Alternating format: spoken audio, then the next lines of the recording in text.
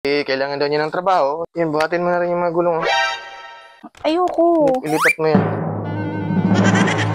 Kinapasahuran ka, umaayaw ka eh. Mano yung mga kamay ko? Wala akong pakialaman, dapat mong sundin yung utos ko. Ano? Sahod mo na, sahod. Nako, ano yan? Ina-advance mo pa yung sahod. Baka Dapat hindi mo ko bayaran ng tama. ako hindi mababayad ng tama. Mukha kang ano dyan eh. Huwag mong basihan yung pagmumukha ko. Ganun ba? Oo, basta gawin mo yung trabaho mo. Mamaya, ibibigay ko ang nararapat para sa'yo. Kuhanan mo na ako ng merienda dun. Merienda, anong oras pa lang? Merienda na. Ang merienda dapat mamaya mga alas 10. Siyempre, pagod na ako. Sus, nako. Yun pa lang nagawa mo. Pero, Linisan ko na yan lahat. Binawasan ko lang. malinis na yan? Binawasan ko lang, siyempre.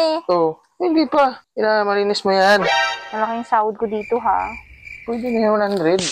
Mamaya, pag-isip ba yan? 100. Libre kain naman eh. Libre kain na nga eh. May- Saan ka kukuha ng pagkain ngayon ng libre? Libre? Wala na, libre ngayon.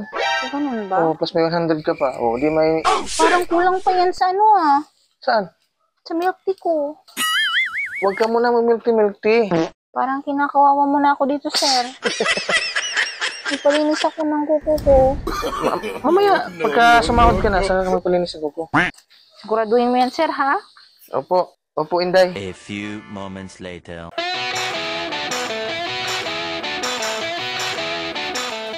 Ang linis ng ginawa mo dun, ha? Magkano ngayong usapan nating sahod mo? 100, sir. 100. Dahil... malinis. Gawin kong 105. Salamat, sir, ha? Ito na. Yan. Bilangin mo na lang. 105 lahat yan. Tama naman, Okay? sir. Okay? Salamat, sir, ha? Nagmamanicure na ako, sir. Tama. Ano gagawin mo? Kasi nga, Pasalamat ko sa'yo, sir. Extra income ko to, eh.